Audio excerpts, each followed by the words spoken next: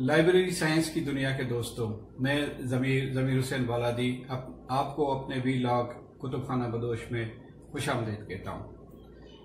Previously 4 videos आपने YouTube के ऊपर देखी, उनको सराहा और आपका बहुत शुक्रिया। आपकी आरा मुझ तक मिलती रही। जिन दोस्तों तक मेरा कांटेक्ट नहीं मिलता है वो सिर्फ गूगल में जाके मेरा पूरा नाम जमीर हुसैन बालादी लिखेंगे तो गूगल स्कॉलर पे मेरा प्रोफाइल आ जाएगा। उस प्रोफाइल के अंदर मेरे ईमेल एड्रेसेस सारे हैं, तो आप उनकी मुनासिबत से मुझसे राब्ता कर सकते हैं। आइए आज हम एक अहम चीज को डिस्कस करते हैं। हम सभी लाइब्रेरी साइंस के अंदर डेटाबेसेस के हवाले से जानना चाहते हैं और जानते भी हैं।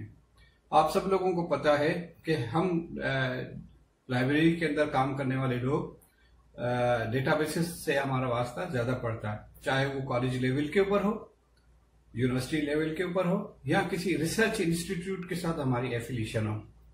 आप सब लोग ये बात तो जानते होंगे कि इस वक्त दुनिया में 2 टाइप के इंस्टीट्यूट काम करते हैं। एक प्रॉफिट बेस्ड इंस्टीट्यूट जो प्राइवेट सेक्टर ऑपरेट करता है, दूसरा सर्विस बेस्ड इंस्टीट्यूट जो गवर्नमेंट ऑपरेट करती है। आप सब जानते हैं कि प्रॉफिट बेस्ड इंस्टीट्यूट हमेशा प्रॉफिट को मद्देनजर रखते हैं और अपने अपने इदारों को वो बेहतर इन्वेस्टमेंट के साथ बहुत अच्छा सेटअप बनाते हैं कि उनका मकसद ही प्रॉफिट होता है और प्रॉफिट के हवाले से वो एक ही मर्तबा लगाते हैं क्योंकि उनके पास पैसे होते हैं इन्वेस्टमेंट के लिए, उनके माली हालात अच्छे होते हैं। और दूसरी तरफ गवर्नमेंट सेक्टर होती है जिसके पास आवाम का पैसा होता है, उस मुल्क के लोगों का पैसा होता है, तो उसके खर्च के हवाले से भी उसके मुख्तलिफ कवानीन होते हैं जो इतने सख्त होते हैं कि लोग डरते हैं कि पैसा हम कैसे इस्तेमाल करेंगे, अगर करेंगे तो किस तरह से करेंगे, रूल्स रेगुलेशन में करेंगे या नहीं करेंगे। तो उस हवाले से थोड़ा बहुत डर रहता है, इसकी वजह से पैसे कम खर्च होते हैं। और चूंकि गवर्नमेंट सेक्टर के अंदर काम करने वाले इदारे होते सर्विस बेस्ड है तो उनका मकसद होता ही सर्विस प्रोवाइड करना है। हालांकि प्राइवेट सेक्टर में जितने भी service based profit oriented organisations इदारे चलाती है उनका भी मकसद सर्विसेज होता है। जितनी वो अच्छी सर्विसेज देते हैं उतना अच्छा प्रॉफिट कमाते हैं। लेकिन गवर्नमेंट के इदारे जैसे कि आपको पता है सर्विस बेस्ड होते हैं, तो सर्विस बेस्ड का मतलब ये है कि उस मुल्क के लोगों को समाजी और माशी लिहाज के अपलिफ्ट करना होता है।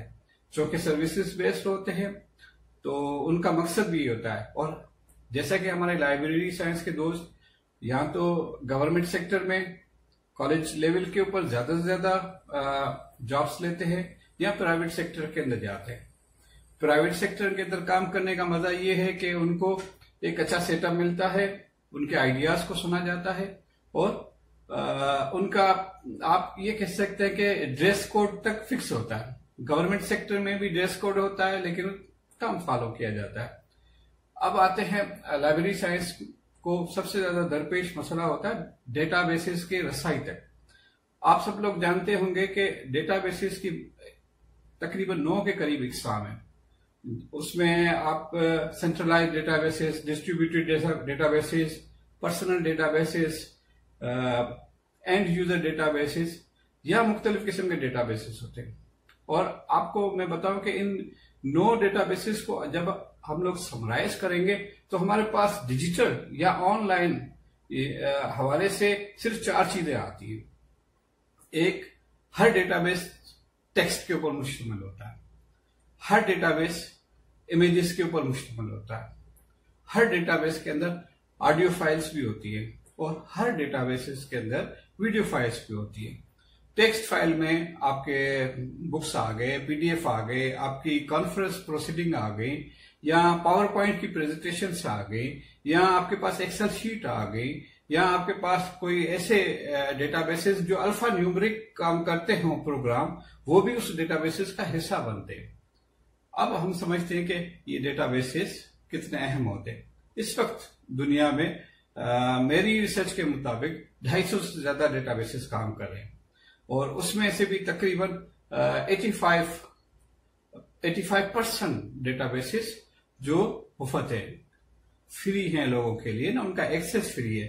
वो क्यों फ्री है कि उनको दुनिया की मुख्तलिफ ममालिक की गवर्नमेंट या गवर्नमेंटल ऑर्गेनाइजेशंस या इदारे सपोर्ट करते हैं उन डेटाबेसेस को। और 15% चूंकि वो प्रॉफिट बेस्ड ऑर्गेनाइजेशन है वो उनको चलाती हैं, तो उनके एक्सेस या उनके जरिए मालूमात लेने में हमें पैसे खर्च करने पड़ते हैं, और पैसे देने भी चाहिए ना, क्योंकि मेहनत होती है उनके ऊपर। अच्छा, अब हम आते हैं कि आखिर वो डेटाबेसेस हमारे पास किस काम के लिए है, जरूरी है ना। जैसा कि हमें पता है कि तालीम का मकसद ये होता है कि किसी भी शख्स को उसको इतना जहनी तौर पे इतना बुलंद कर दिया जाए कि वो अपने आसपास रहने वाले लोगों के लिए या समाज के लिए, सोसाइटी के लिए इतना अच्छा हो, कारगर हो कि उसके हाथ से और उसकी जबान से लोगों को नफा ही नफा मिलता रहे ना। तो हमारी तालीम का मकसद भी यही है। अब आते हैं हम अपने लाइब्रेरी प्रोफेशनल की तरफ। लाइब्रेरी प्रोफेशनल की जो मेजॉरिटी है, जो जब पास आउट होकर आती है तो उनकी मेजॉरिटी ज्यादातर गवर्नमेंट सेक्टर के कॉलेजेस को जाके ज्वाइन करती है। अब कॉलेजेस में जाके फिजिबिलिटी प्लान बनाना, उसको अप्रूव करवाना, बजट को आप ये कह सकते हैं कि बजट को रिलीज कराना, फिर उसका खर्च करना, बहुत सारे कानूनी मराहल होते हैं जिसमें बहुत ज्यादा होती है। तो लाइब्रेरियन के पास जितना भी मटेरियल होता है, आप उसे बुक मटेरियल या नॉन बुक मटेरियल कहते हैं, तो उसका बेस्ट सर्व वो समझता है कि मेरा इंटरेक्शन यूजर्स के साथ रहे, और चूंकि उसकी यूजर्स की फिर उसका खर्च करना, बहुत सारे कानूनी मराहल होते हैं जिसमें बहुत ज्यादा होती है। तो लाइब्रेरियन के पास जितना भी मटेरियल होता है, आप उसे बुक मटेरियल या नॉन बुक मटेरियल कहते हैं, तो उसका बेस्ट सर्व वो समझता है कि मेरा इंटरेक्शन यूजर्स के साथ रहे, और चूंकि उसकी यूजर्स की मेजॉरिटी होती है वहां पे।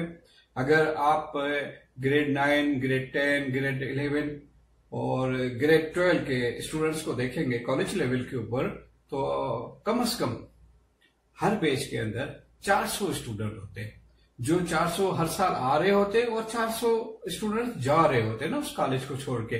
तो उनके साथ उनका इंटरेक्शन होता है एक वक्त के अंदर तकरीबन 400 स्टूडेंट के साथ उनका इंटरेक्शन होता है। वो लाइब्रेरी में उन स्टूडेंट्स को सपोर्ट करते हैं, उन्हें समझे कि उनके साथ इंटरेक्शन के तौर पे उनकी प्रोग्रेस को देखते हैं, उनको आइडियाज देते हैं, उनके साथ बैठते हैं, उन्हें मोटिवेट करते हैं किताबें पढ़ने के लिए।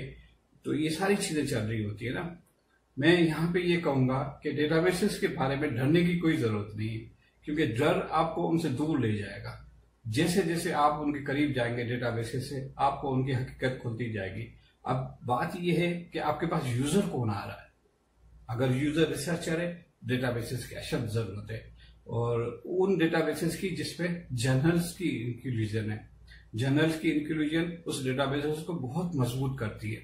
अब अगर आप देखेंगे सिर्फ एजुकेशन में सेक्टर की तरफ जब हम लफ्ज एजुकेशन कहते हैं, तो उसके तकरीबन इस वक्त ऑनलाइन 2008 के करीब जर्नल सर्कुलेट करते हैं, सिर्फ जो रिफ्लेक्ट करते हैं लफ्ज एजुकेशन को।